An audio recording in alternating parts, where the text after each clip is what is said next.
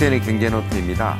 요즘 금값이 너무 오르는 것 같습니다. 8년 이래 최고 가격인데 오늘은 고재필 하나은행 PB부장과 함께 금 투자에 대해서 알아보도록 하겠습니다. 안녕하세요. 네, 안녕하십니까. 요즘 금값이 어느 정도 하는 거예요? 네, 금 많이 올랐더라고요. 네. 예, 말씀하신 대로 10년치를 보면 국내 금값은 거의 최고치고요. 네.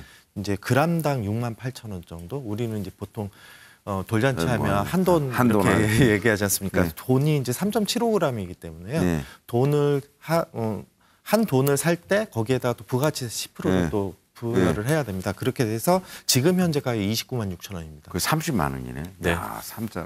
네, 엄청 비싸졌습니다. 네. 네. 요것은 이제 국내 금값이 또 국제 금시세에 대비해 가지고 굉장히 좀 많이 올랐다, 좀 비싸게 상대적으로 많이 올랐다라고 느끼시는 부분이 국내 금값은 국제 금시세에다가 곱하기 환율이에요. 네. 근데 이제 환율이 저희가 한 2년, 3년 전에는 거의 1,100원 밑에서 있었기 때문에 지금 환율이 1,200원대이기 때문에 환율 때문에 상승폭이 한 10% 정도 더 있었다 이렇게 보시면 될 것 같습니다. 네. 그러면 이렇게 금 가격이 지금 이렇게 많이 오르는 게 이제 코로나 이후에 이렇게 된 건데 그 원인은 좀 분석하면 어떤가요? 네, 일단 코로나 이후에 또 많이 올랐죠. 네. 네. 그냥 단순하게 접근하시면 될 것 같습니다. 금은 안전자산이에요. 안전자산. 네. 안전자산에 반대되는 게 위험자산이기 때문에 위험자산이 변동성이 되게 심하다든가 위험자산 가격이 좀 많이 내려온다든가 그러면 안전자산으로 좀 몰리게 됩니다.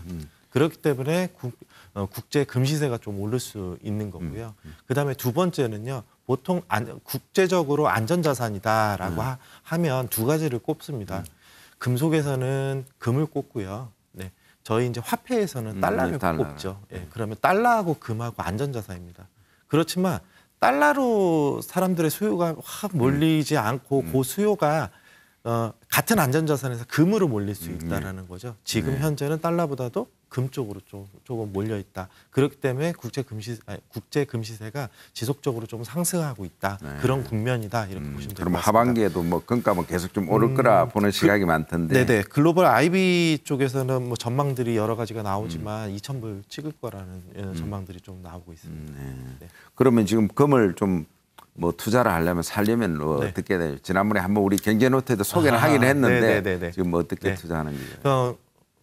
너무 자세하게 설명을 드리면요. 좀 복잡하실 수 있으세요. 예, 단순하게 그냥 한번 설명을 드려보겠습니다. 금을 실질적으로 사셔가지고 집에서 놓으실 생각이십니까? 이러면 금을 사셔야 되겠죠. 네. 금을 사실 때 그럼 어디 가서 살 건지. 예를 들어 종로 아니면 집 가까운 금은방 뭐 인터넷 쳐보시면 약간의 사설, 금거래소 이런 데서도 사실 수 있으시고요. 그게 싫고 못 믿겠다. 정말 믿을 만한 데 가서 사고 싶겠다. 그러면 요즘에 대부분 은행들이 그 골드바를 취급을 합니다. 이제 이름이 바입니다. 예, 다만 1kg짜리 이렇게 바처럼 나오죠. 근데 1kg짜리 아닌 것도 팔거든요.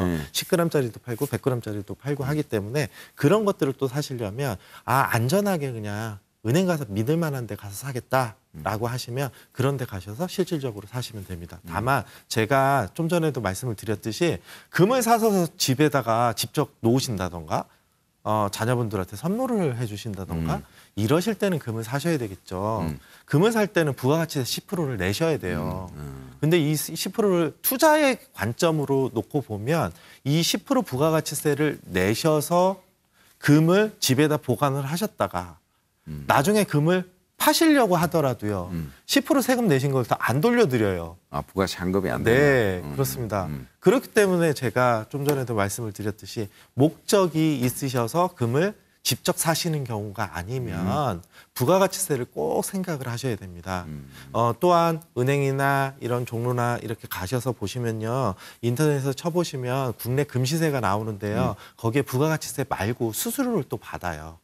대략 3에서 5% 정도 받습니다. 또 수수료도. 네, 그렇습니다. 그러니까 상당히 좀 비싸게 해주고 산다 이렇게 보시면 될 것 같고요.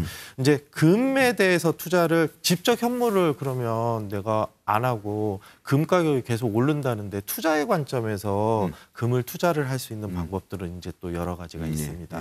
좀 전에도 말씀을 드렸듯이 투자의 관점에서 금을 저희가 투자를 해놨다가 나중에 그 중에 일부를 금으로 받고 싶으면 그때 세금하고 수수료를 내고 받으시면 돼요. 그렇기 때문에 이제 그런 방법을 쓰셔야지 되는 것 같고요. 그 방법은 크게 두 가지만 말씀을 드리겠습니다. 금에 대해서 투자를 할 수 있는 것. 은행들 가보시면 대부분 큰 시중은행들 두세 군데는 골드뱅킹이라고 취급을 합니다. 입출금 통장에 있는 것을 오늘 시세대로 내가 10g을 산다, 뭐 한다, 그럼 통장에 10g 이렇게 적혀집니다. 그렇게 그냥 넣어놓는 겁니다. 오르면 나 이거 팔을래? 그럼 또 시세대로 팔면 됩니다. 그런 방법이 있고요. 우리가 주식 거래하듯이 KRX 금거래소에 가시면 거래를 하실 수 있어요. 한 5천 원이면 이제 뭐 0.01g인가 거래를 할 수 있거든요. 그렇게 거래를 쭉 하셔서 이제 우리가 삼성전자 주식을 사시면 쉽게 이렇게 한 주씩 이렇게 사잖아요. 사가지고 이렇게 한 10주, 20주를 내 계좌에다 놔두면 나중에 지금은 전자증권이라서 아니지만 예전에 어르신분들은 그냥 나 주식 실물로 받을래 이렇게 하지 않습니까? 그런 똑같은 방식으로 투자를 하시는 게 제일 나으실 것 같습니다. 근데 이제 아까 뭐 금 투자할 때 조금 뭐 유리한 이런 방법이 있는 거예요. 뭐 아까 그게 뭐 세금 안 하기도 그냥 직접 구매를 하지 않고 두는 그런 방식이 나은 건지. 그게 이제 제일 싼 방법이죠. 저희가 여러 가지 투자 방법 중에 제가 알아본 바로는 제가 아는 방법은 KRX 한국증권거래소 내외에 금거래소가 있습니다. 거기에 참여를 하시려면 홈페이지에 들어가시면 그 안에 참여하실 수 있는 증권사들이 대략 한 10군데가 있습니다. 그 증권사에 가셔서 증권 계좌를 트시고요. 증권 계좌. 그다음에 원래 있는 사람은 그냥 하시면 되고요. 그리고 거기에서 KRX 금거래소에서 주식 사듯이 금을 이쯤이면 좀 사야 되겠다. 그러면 이렇게 사시면요. 그 계좌에 우리 주식처럼 금이 뭐 0.1g, 내일 또 0.5g 사면 0.6g 뭐 이런 식으로 올라가면 그럼 살 때 수수료 같은 거는 수수료는 굉장히 쌉니다.